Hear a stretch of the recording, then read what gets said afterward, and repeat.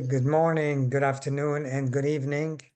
And my name is Fadi Abdul-Karim, and I'm currently Professor Emeritus of Pathology at Case Western Reserve University and Cleveland Clinic. And I also serve as Assistant Dean for Academic Affairs, USA for Balamand University. On the behalf of ILMA, LabNet, and Life, I welcome you to the 5th episode of Engage and Act series. This weekly initiative highlights the humanitarian crisis in Lebanon, spotlighting the impactful work of organizations and society in supporting the needs on the ground. So LabNet is a nonprofit organization which was founded in 1999 at Silicon Valley. It connects and empowers over 2,500 Lebanese diaspora members in tech across the USA and Canada. Its mission is to support the Lebanese tech professionals and entrepreneurs through networking, mentorship, and career development. Life was founded in 2009. It's a global professional network that aimed at empowering the Lebanese community and working together towards a higher future, with around 1,500 members across 20 chapters spread across the Gulf area, Europe, USA, and recently growing in Latin America. Life's impact is on education and job creation. For the International Lebanese Medical Association, ILMA is a network of US-based health work professionals of Lebanese descent. Founded in 2019, ILMA USA is dedicated to fostering education and research opportunities for medical students in Lebanon. Since the onset of the Israeli war in Lebanon, September 17th, Lebanon has faced unprecedented humanitarian emergency. More than 1.2 million people have been displaced from their homes, and over 3,000 people have lost their lives, including numerous children and women.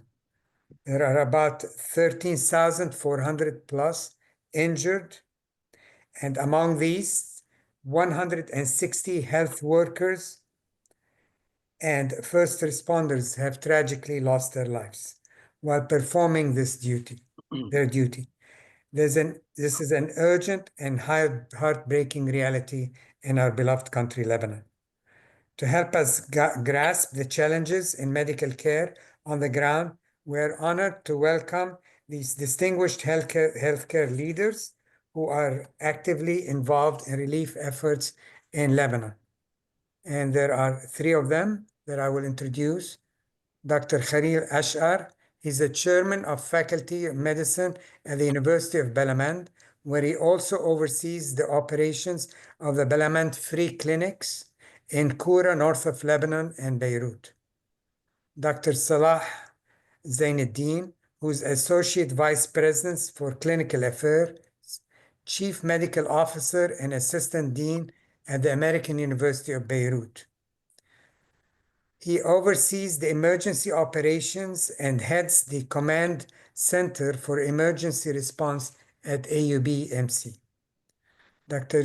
Georgina, Nouaime, internal medicine physician at University of Massachusetts and disaster medicine specialist and president of the ILMA USA. So our speakers will share their efforts to support vulnerable population in Lebanon and address the critical health needs that Lebanon faces in this tragic crisis. This session aims to inspire and encourage donations, and that's our most important aim, that go directly to these organizations that are making significant differences on the ground. So you will find the donation website will be posted for each of these organizations. And before we begin, I would like to remind the attendee to please submit their questions and comment in the Q&A section, and we will try to address as many of these as possible given the time constraint. We have 1 hour, 15 minutes. So let's get started with Dr. Khalil. Could you please outline the services provided by the Balamand free clinics and the challenges they face due to the ongoing war? Thank you. Good evening. Thank you, Dr. Abdul-Karim. Let me start by thanking the organizer who organized this meeting and by inviting us to be part of it. Actually, I do represent Balamand University. And you may know, and I'm sure you know, that the needs are huge. And that's because not only the huge number of displaced people, but every day we have new wave of displaced people. As Balamand, we started from the beginning of the war our mission to help the displaced people.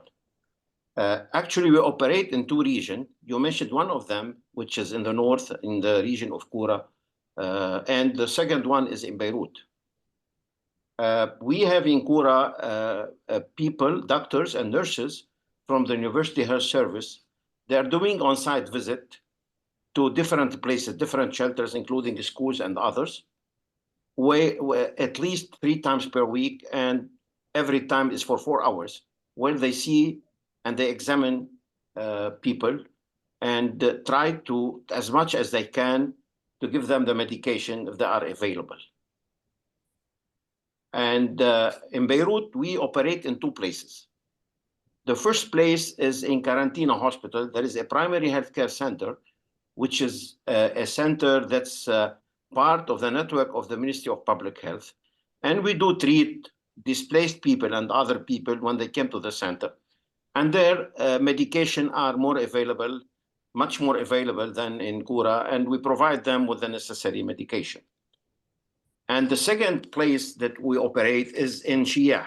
Actually, in the region of Ain al-Ramani, there is also another primary healthcare center where people, again, we treat people in the center and we give them medication, but at the same time, we do on-site visit. Our doctors, they go and they see also places where displaced are there, and they treat them and give them also medication. Not only this, recently we have started a cooperation with Farah Al-Ata. Many of you may know Farah Al-Ata, which is an NGO. Farah Al-Ata, they have created one of the biggest shelters in the area of Beirut, in the Karantina region, where I think the capacity is going to reach soon 1,200 people. And they created for us there 2 clinics where we go on a daily basis. We see the patient on site. We try to provide them with medication as much as possible. And for sure, there are all families from all Lebanon. And at the same time, we try to vaccinate children that are neonate, that will never receive the vaccine. So, but the problem there till now, we don't have enough medication to provide to these people. I think, and we have other cooperation before the crisis, where also with Karagosian, which is again another NGOs. Not only this, we try in our on-site visit to do some educational activities. We try to educate people about personal hygiene, prevention of, in this situation of communicable diseases, screen them for communicable diseases. And all our services as Balamand are free of charge. You know that the need is huge, and we need your support in helping this vulnerable population. They left home, they left everything, even they don't have something to put in winter. So we count on your support, and thank you. Thank you very much for this presentation. Dr. Salah, how is the AUBMC emergency response addressing the needs of the community, and in what ways has the situation deteriorated even more so recently? Good evening. I would like to salute, the organizer and of course, all the attendees for making the time to attend this activity. And let me go over how AUB is reacting and acting during these tough times in Lebanon. So AUB has been working on different layers depending on the areas of need and the population addressed. As you know, there is close to 1.5 million now people displaced in Lebanon, close to 40% of the population, and it is growing by the day. Just to illustrate as well what my colleague Dr. Ashar has mentioned. At the same time, AUB Emergency Department is catering, of course, to the displaced people for their acute care. And this is done in coordination with the Ministry of Public Health, whereby we ought to provide acute care in the emergency department and then transfer to specific facilities contracted by the Ministry of Public Health. Of course, very ill patient or non-transferable patient get admitted to AUBMC and receive the care as admitted patients. Of course, at no charge to the patient themselves. At the same time, in terms of the displaced who are, in shelters and in public schools, we provide the mobile clinics. So our teams of family medicine, endocrinologists, they go and they visit in schools and they provide direct care at the site. At the same time, our currently existing structure, such as our residents who rotate in existing free of charge and charity clinics in Beirut and in our outpatient department, the OPD, this continues to serve the same population. And of course, there is an increased number of clients, which are basically the displaced population. At the end, we have to say that we are trying to organize more developed way to reaching out and enlarging our scope of activity. So the OBGYN service opened an extra day on Saturday in hospital in the clinics to provide free care and free evaluation for the ladies. This is a very sensitive matter, hard to be done on site in schools and shelters, so they could come and receive the care free of charge at the OBGYN clinics. So this is basically what we're doing for the community at this stage. The needs are immense, as you may expect, and we do what we can do along with other institutions and NGOs in the field. Thank you. Georgina, can you describe ILMA USA initiative to support Lebanon during this latest crisis?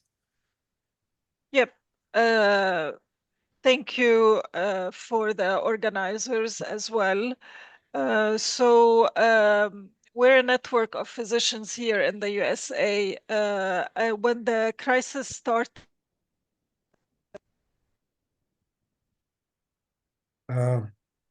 in Washington, and can you? Yeah, you're cutting off a little bit. Maybe check your microphone again. Can you hear me? Now, yes, you're back. Okay, Georgina, somehow your microphone is cutting off. I'm going to ask the Khalil and Salah the other questions and then get back to you immediately while you address the issue with the volume. So, Khalil, what are the most urgent needs that must be addressed? To tell you, everything is needed. But we are facing some challenges when we are dealing and treating these people. For example, what about people that need to be sent for workup? For example, you saw a patient, you need to do an X-ray or a lab. Till now, we don't have a coverage, an official coverage for that. And these people are left without money. It's always good to tell you that a lady with multiple sclerosis, she has a Foley inserted chronically. She went to change the Foley and she only had in her pocket 50,000 pounds, which is $50. So this is a very challenging situation. We need to help these people in this aspect. The other one is hospitalization. There are people who will need, as Salah mentioned, while ill, they need to be hospitalized. Who is going to pay for that also? So medication. we don't have too much medication, especially when you are dealing whether with chronic diseases and or acute diseases. Okay, for the ministry is doing a wonderful job, but these medication of the ministry are available in the primary healthcare center that are part of the network. There are other places that are not part of the other primary healthcare center. They are not part of the network. Who is going to provide medication? So we need medication for these people. Don't forget that we only have a small percentage of the displaced people in the shelters. The majority, we don't know where they are, whether they are with friends at home or somewhere. These people also, they will come to be treated. So this is the situation. We have many challenges to face. I'm not going to talk about the basic need, life need challenges, whether food or dress or fuel or whatever. So it's a very big humanitarian crisis. It's a very serious humanitarian crisis. Thank you. Salah, what are the most urgent needs that need to be addressed now? Well, pretty much as Khalil has said, that the needs are really vast. Starting from, I'm going to talk, of course, of the medical needs, not on the social support levels, but on the medical needs, sustainability is crucial. Being able to provide medication, being able to have supplies to cater for the people, especially in times of injuries and blasts, and you receive casualties from the displaced or from the community. All of these are, if not deficient, but on the edge of being. So needs for medication, for supplies are really immense. At the same time, some equipment can be also provided for the hospital and for the medical centers to help the community. Of course, if you go to the social level, there's a big need to support them even with food, with clothing, with improving shelter conditions, especially that the winter is coming now. So we're expecting that the humanitarian crisis is going to become, more pronounced. And the problem is that it's taking time. Prior crisis of a kind used to last for a few weeks in Lebanon. So far, it's been going for close to 2 months, and there are no signs that this is going to be ending anytime soon. And this is going to be a big challenge for sustainability for all the healthcare sector in general. As we mentioned, the Ministry of Public Health is supporting in the best way they can, but their resources are also very limited. We are in a country that, is somehow bankrupt, to make it easy. And with very little resources, they're trying to do their best. One of the basic things I have to commend them for is creation of the command center, which coordinates the healthcare, whether acute care or the helping the displaced afterwards to get the chronic care they need. For example, we have hundreds of patients who have cancer, who have been moved, and they need to continue on their treatment, chemotherapy. They have patients on dialysis. We had to secure dialysis shifts and units in order to provide, dialysis for these patients. All these issues that you would think they are taken for granted, they're not anymore. Thank you. Georgina, we go back to you. Can you describe ILMA's initiative and also what are the urgent needs? Can you hear me now? Yes. Okay, perfect. So sorry about the technical issue, and thank you, everybody. The Minister of Health and the ambassador in Washington met with us at the beginning of the crisis, and they supplied us with a list of medication and supplies which will be needed in Lebanon. So our role here is basically to connect to several organizations in the USA where we can basically procure those medications and supplies. We are lucky in the USA because there are already organizations very well established who receive donations. So what this means to us, basically, every time we want to ship a container to Lebanon, a 40-feet container to Lebanon, we would have to pay $12,000 for the supplies and the medications, and another $10,000 for shipment. We have established accounts with several organizations in the USA just to do that, basically. So the value of the supplies, though, is worth $250,000 to $500,000 for each container, but it comes down to us to the mentioned $22,000. So we are actively working with our community here in the USA to fundraise the money needed to send those shipments to Lebanon. Thank you. And so I move on to the next question for Khalil. Are you coordinating with other organizations and do you get support from the Ministry of Public Health? Yes, I mentioned that we are coordinating now with the Farah Al-Ata, which is one of the largest NGOs. For sure, we are coordinating with the Ministry of Public Health, and they are supporting to a certain point as much as they can. They are supporting us concerning some equipment that we are using in the clinics and medication. And again, they are supporting us with vaccination because, you know, vaccine are not easy available, all kind of vaccine in Lebanon. So only the ministry is providing us with the vaccination. Now, there is some contact with the Lebanese American University also to coordinate our effort concerning the crisis. The same question to Salah. Are you coordinating with other organizations and are you getting the needed support from the Ministry of Health? Well, we're kind of are coordinating, but the way it's happening is in the following way. The Ministry of Public Health is having a command center, as I said. So the command center organizes the activities for the displaced, and they assign areas to each, NGO or healthcare facility to provide care so that there is no overlap and then missing other regions.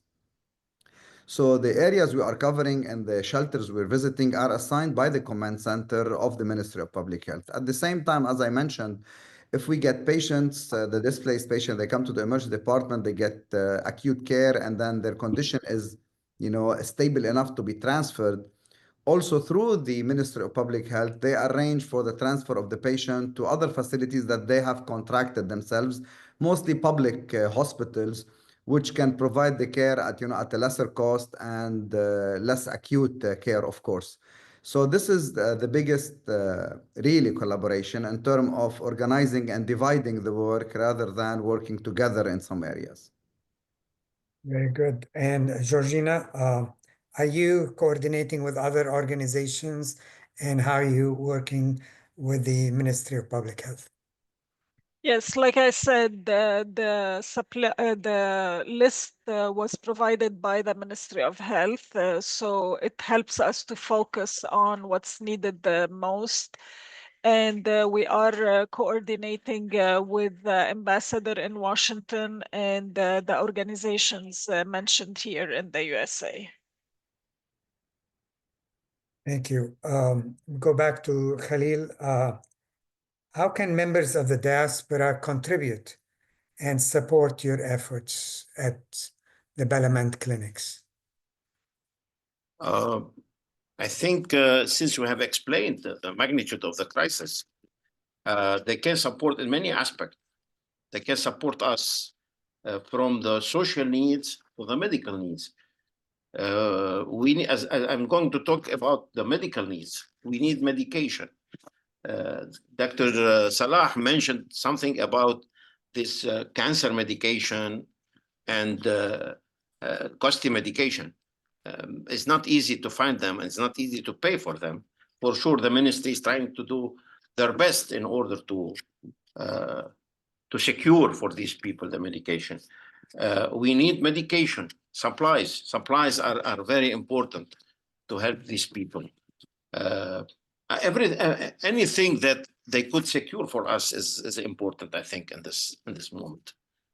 And you are aware that there's a list of which kind of medications are needed, or people would donate money and you buy the medications.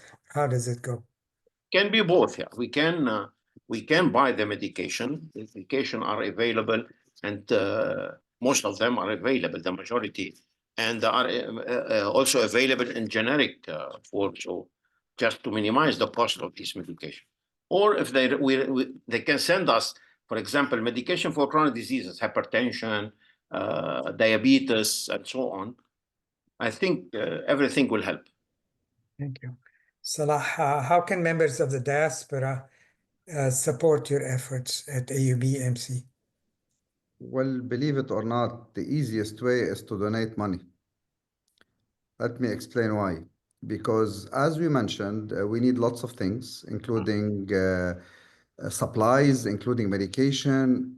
But due to a very understandable regulations, international and local in Lebanon, people cannot just buy medication and send them to Lebanon. They cannot just buy supply and send them to Lebanon because there are, standards, and there are some kind of restriction on how to ship, how to preserve the medication, about the expiry date, about other interactive issues. So these have to be only managed through agencies such as, for example, a big pharmaceutical who are making the donation, or a governmental agencies who make the donation. But individual donating medication and donating medical supplies, it's going to be like very difficult to get them out of the US and then to get them inside Lebanon. So if they provide the money, this money can be allocated. For example, they can donate so that you buy only these medication. You can donate with the restrictions on them that we respect, of course. But it's very hard to provide in-kind medical supplies and medications to Lebanon, or to anywhere else in the world, actually, in times of crisis. So this is the big thing. I could see in the Q&A a question, if I may, Fadi, about the Ministry of Public Health. I mentioned that they coordinate, and the question is, are they providing support, financial or in kind, just coordinating? Actually, they are, because all the donations, for example, I work also with another NGO. Our NGO receives sometimes donation as medications out of Lebanon from pharmaceutical companies. For example, they make a donation, they have to come to the Ministry of Public Health, and Ministry of Health will give it to us to use it. So the Ministry of Public Health is pooling all the donations that come to Lebanon in terms of medications, okay, and then to make sure that they are meet the standards, and then they distribute to the people. So a lot of the in-kind donation come through the Ministry of Public Health. We know that our country is, in dire need in so many other levels, especially after the financial meltdown. So a lot of the international NGOs and international agencies donate to the Ministry of Public Health, which in turn does provide the community, whether hospitals or primary healthcare centers or NGOs, with medication and supplies to use. Do the ministry, does it provide financial support? The financial support they do is that they pay for the displaced a certain nominal fee. For example, every patient who comes to the emergency department in this place, they will pay, just a cut amount of $400 to get the primary, evaluation they need. Now, when it goes beyond $400, it's the hospital who has to swallow it. But initially, they pay the initial $400. If they are hospitalized in public hospitals, they pay for the hospitalization.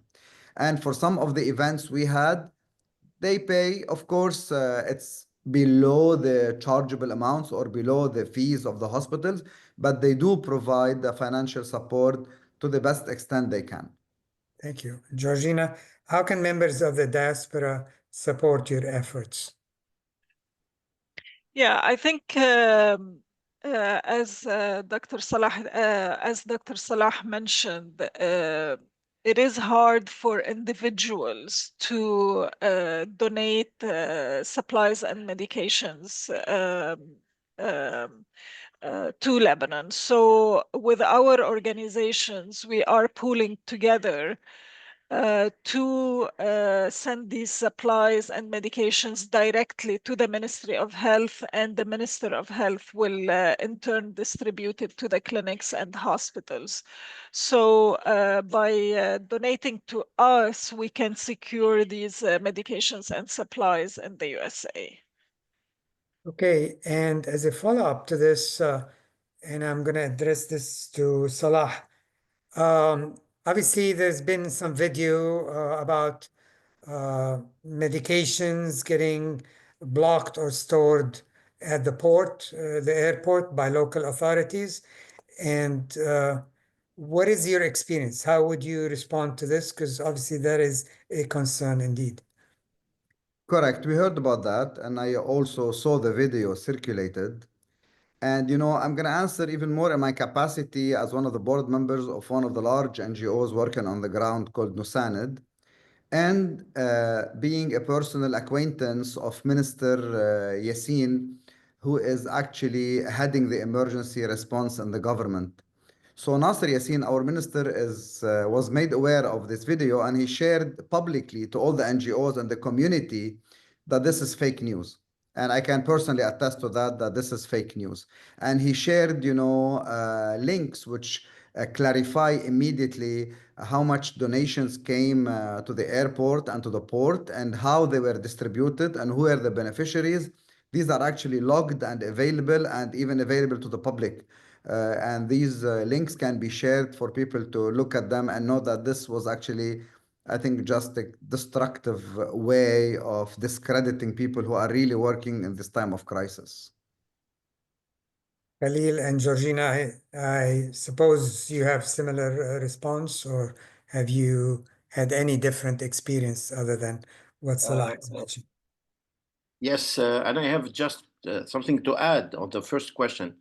Yes, the ministry now is studying to cover these people when they go to the emergency in governmental hospital, and whenever they are partial coverage, I mean, or when they need hospitalization also. They did not start yet, but we are very optimistic that they will be able to cover partially the fees, but to certain amount. It's not definitely not $400, much less, I think. Thank you. The other, and I have nothing for sure. The rumor about the systemic, the blockage of the medication and supply in the airport or in the port definitely is not correct. It's not true. Actually, there is a website, Salah, correct me, that is very transparent on the website, whatever they received and how it was distributed.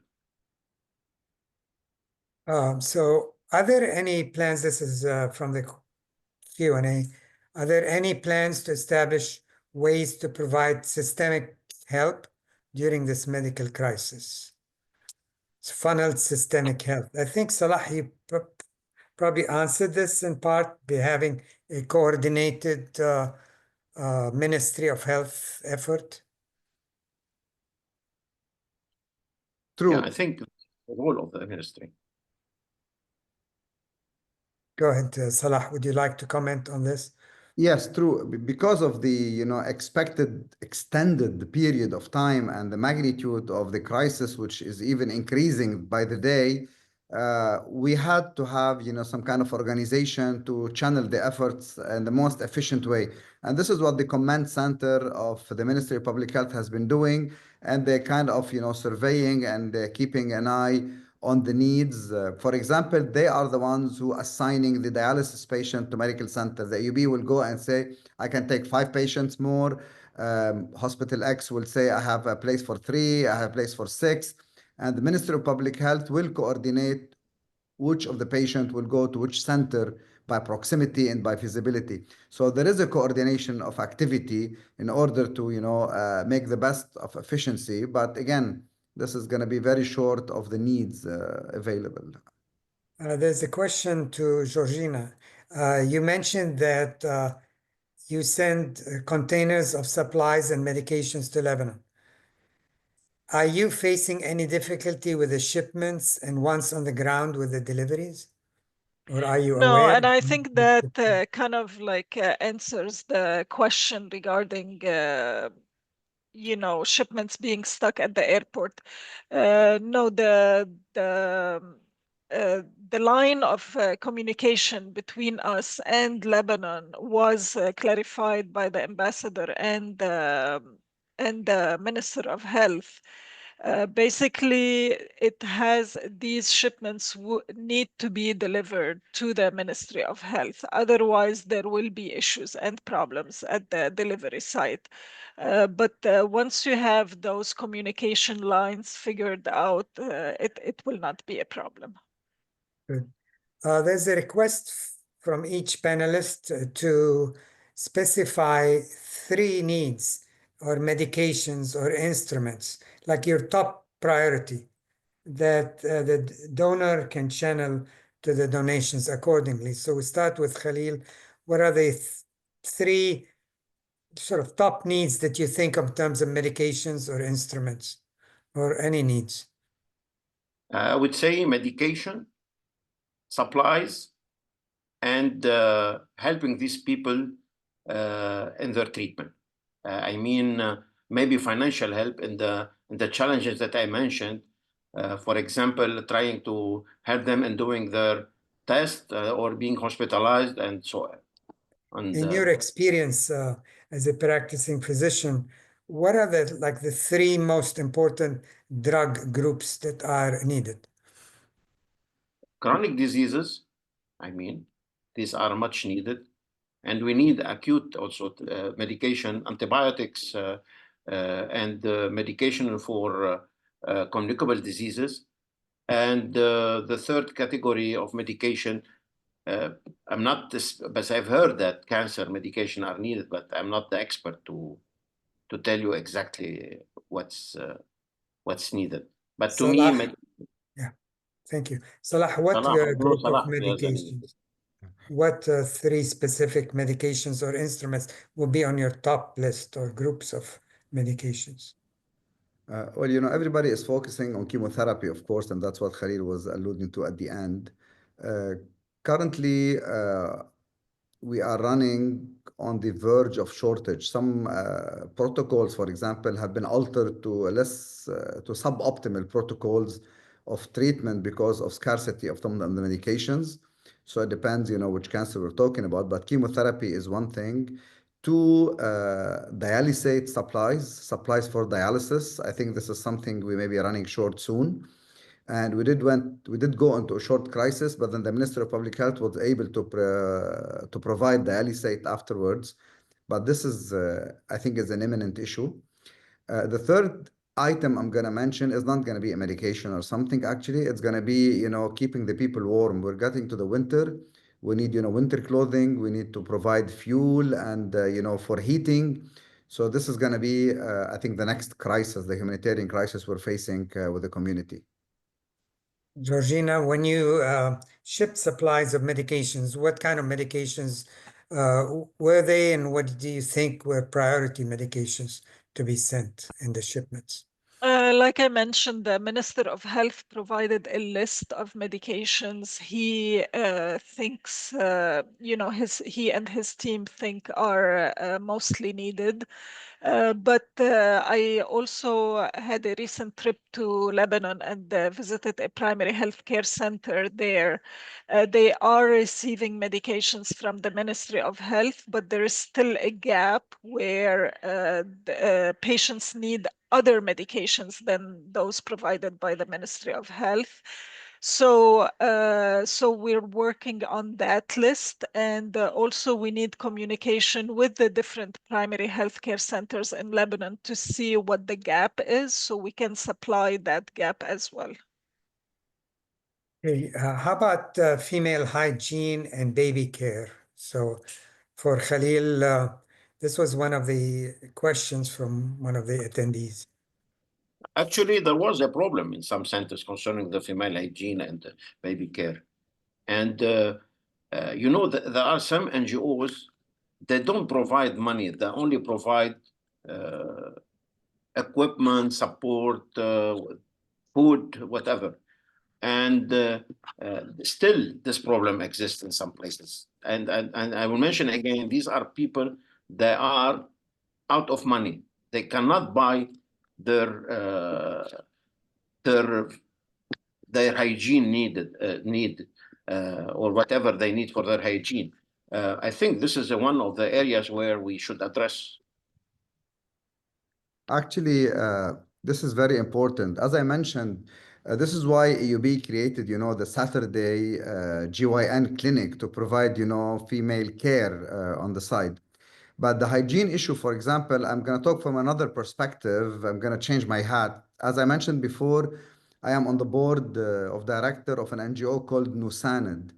And Nouaime had done a project, a couple of years back, luckily, which was called Women for Women. So we actually have instituted a factory in Lebanon which makes hygienic pad for ladies. And since it's Women for Women, so we had 120 women employed in this initiative to serve the community. And that came very handy nowadays. So we had distributed around more than 10,000 packs, which was all the stock we had of hygienic pads. And now we're trying, to make some more as a local production. But of course, the need is immense. That will do nothing. We're talking about 1.5 million displaced people, so this issue is really a big challenge. Thank you. Georgina, you're an expert on disaster medicine, and everybody concentrates on medications and instruments. And what about the other very important things like female hygiene and baby care? And what is your experience in these situations? Yeah, like Salah said,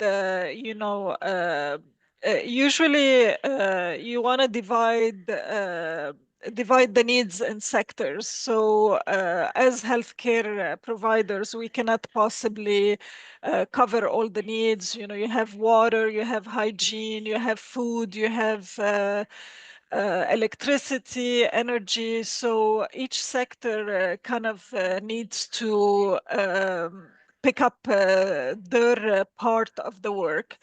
But of course, hygiene is part of medicine as well, and being warm. So we would follow the same channels, working with the Minister of Health and working with the different clinics in Lebanon to address those needs. For Salah, there is a question from one of the attendee concerning cancer patients. How are they being triaged? Are people going untreated? Any statistics on the people who need such treatments and are going without it? Well, unfortunately, no statistics yet. Of course, we're trying to make a head count and try to, make arrangement. What's happening is that with the displaced people, they are now far from their caring centers, and most of the caring centers and the areas involved maybe have been destroyed or decommissioned. They're not functioning anymore. So this is where the Ministry of Health is trying to facilitate relocating new centers for them, whether in private hospitals such as AUB or in public hospitals, in order for them to get the continued care for their cancer. No matter what you do, since this is a broken care, it is going to be suboptimal and not the most efficient way, but they're trying to do the best they can. At the same time, I am sure that many patients are falling into the cracks and not receiving this. Some people may prioritize, safety and moving to different areas and, getting food for their family before they would consider, continuing any planned treatment. So unfortunately, I think the problem is much more than I personally even see. And that's what I believe. So another attendee asks that there was a recent article in L'Orient du Jour about hospitals being damaged, and 8 are now out of service. How are you compensating or providing for these hospitals, and are they totally out of service? So Khalil, do you have experience with hospitals being out of service? In the area of Great Barrier, there are now 5 hospitals out of service. They're not functioning, except maybe helping some people, injured people, and then transferring them to another hospital. In the south, as far as I know, there's still only 1 hospital functioning. So the follow-up question is, are there any strategies in place to provide medical care for the affected areas in the south? Can you reach the south, and can you provide on the ground for people who are still there? Some of the areas are completely vacant now from the people. As I say, we have 1.5 million people displaced and a 3 million population. So, however, the areas where there are still people there, most of the medical centers are still functioning, but of course, with challenging times and difficulties. For example, in Tyre and Saida, these are functioning in Nabatiye. But the major cases or the complicated cases are being transferred to Beirut or to bigger cities through the command center of the Ministry of Public Health. They will communicate and they provide, but they are still functioning on the ground. Some, as I said, are decommissioned, not functioning anymore, but still some big centers are there. It's a challenge, but we're trying to provide care as much as we can, depending on the needs and on the requests from the command center and from the local hospital that are still functioning. Thank you. Georgina, there's a question about telehealth and communications, and I think ILMA starting to think how they can help in such an area.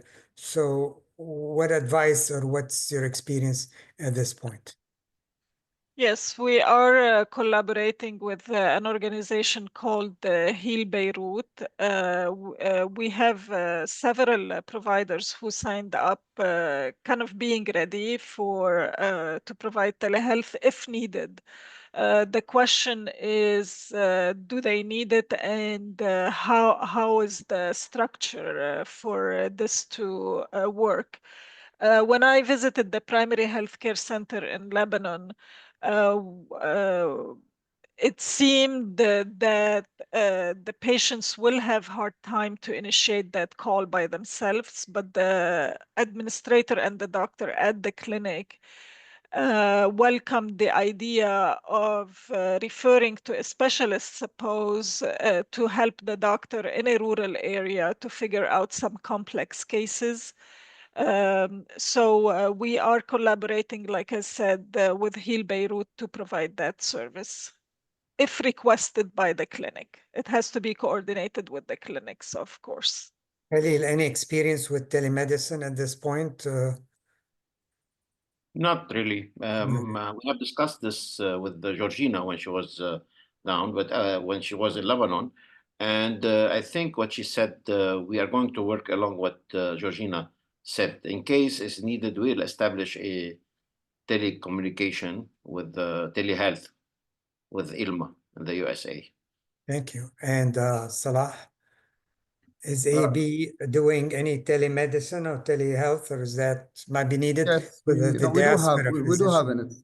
we do have an established telehealth system and telemedicine system. We initiated it since the COVID days and it's still active. We actually potentiated it nowadays.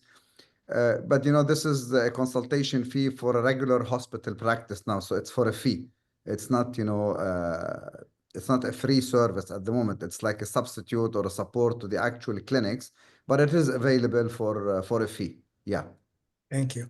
So there are several questions about the unsanitary conditions that shelters may be facing, obviously, that may end up in spreading communicable diseases. And so with the crowding in the shelters and probably, what is your experience, Khalil, with any unsanitary conditions, or how is this being addressed? The only problem that they face, not the only problem, the biggest problem is the availability of water. There are some shelters, or most of them, they bring them water by trucks. And I heard that always they are complaining that it's not enough. And this brings us to the second, to the complication of that.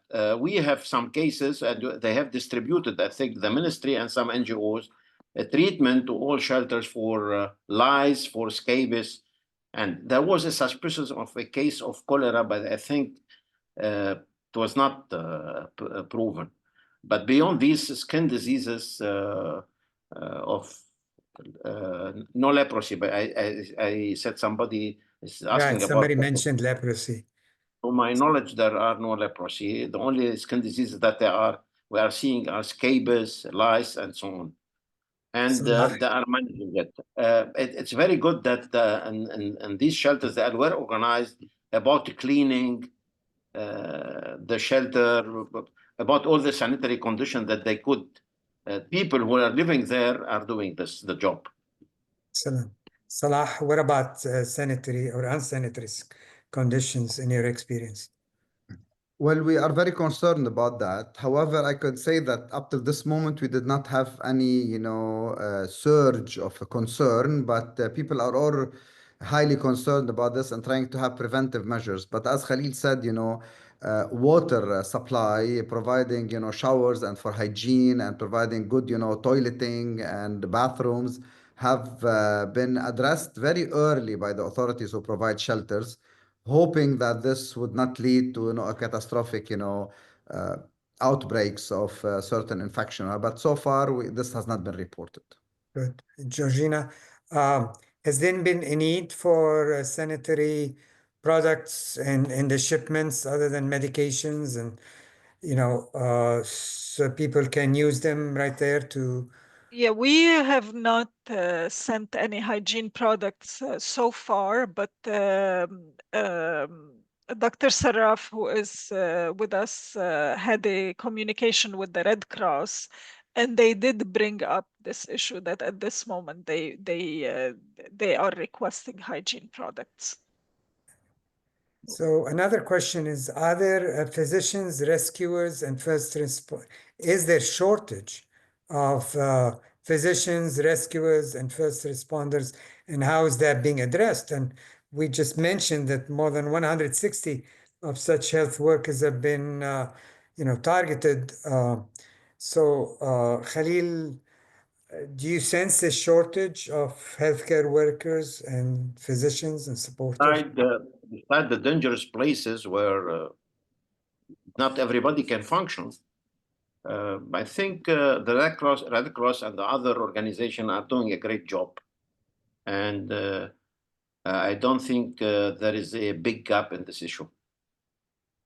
For sure, there are places where they cannot enter. They have to coordinate with the UNIFIL, with the International Red Cross, to be able to go and rescue people. It is a very difficult and challenging task.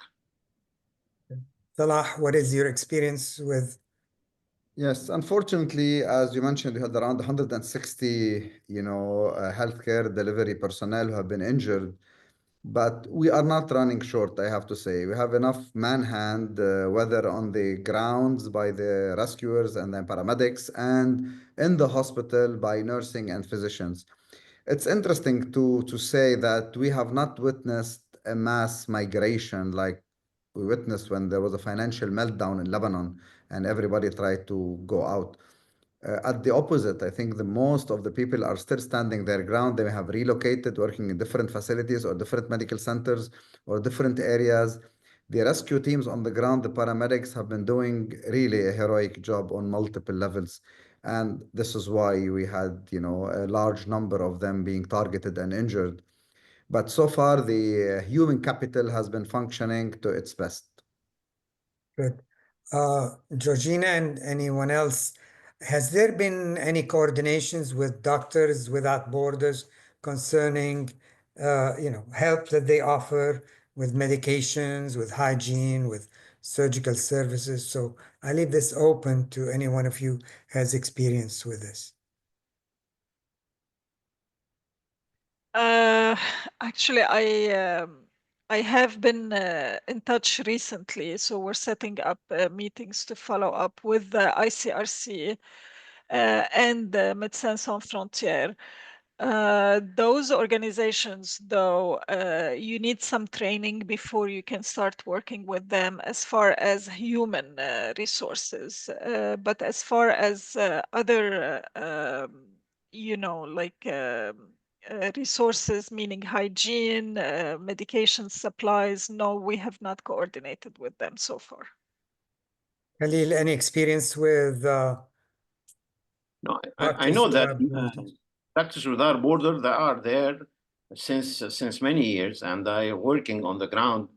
And I'm sure they're doing a very good job. But any coordination, I don't know with any if they have any coordination. Most probably, maybe they are coordinating with the Ministry of Public Health, but I cannot answer that. I'm not sure about it. Salah. Yeah, Suppose it. they are actually active on the ground and they're covering areas assigned to them, as I mentioned, like other, facilities. And they are coordinating with the Ministry of Public Health in order to, if they want to provide any support to others, they don't do site coordination. They won't come to another facility or another NGO to communicate with, but they're doing it so far formally through the governmental resources of the Ministry of Public Health.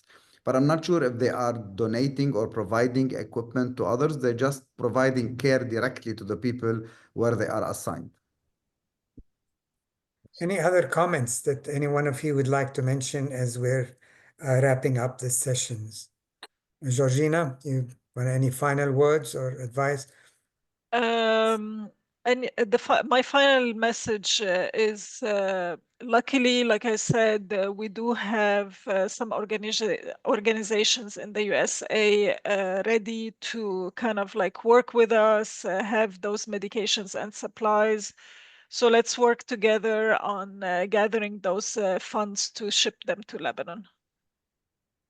Khalil, I would like to thank everybody, but just one word: the people here is counting on your support, and thank you very much.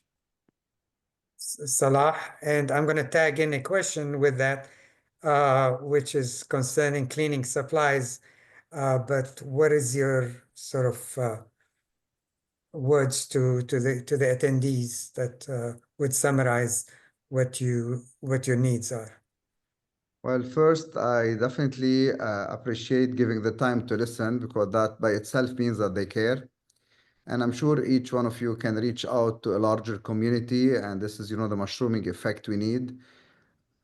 We're going to go through this. We're going to make it, and we're going to survive it like we always do. But it will be much easier if you help us do that. Thank you. So as we wrap up, I encourage everyone attending to contribute by using the donation links provided in the chat. Those are direct donation links that are secure and effective. And I would like to thank tremendously the panelists, Khalil, Salah, and Georgina, and especially the organizers from Life and LabNet for their continuous support to Lebanon's healthcare during these challenging times. And again, please donate generously. And now you've seen how your donations are effective on the ground and are most appreciated by all the people affected by this tragic situation. So thank you. Any final advice or words from Life or from LabNet? Otherwise, we will close this session. Thank you. Thank you so much. Thank you.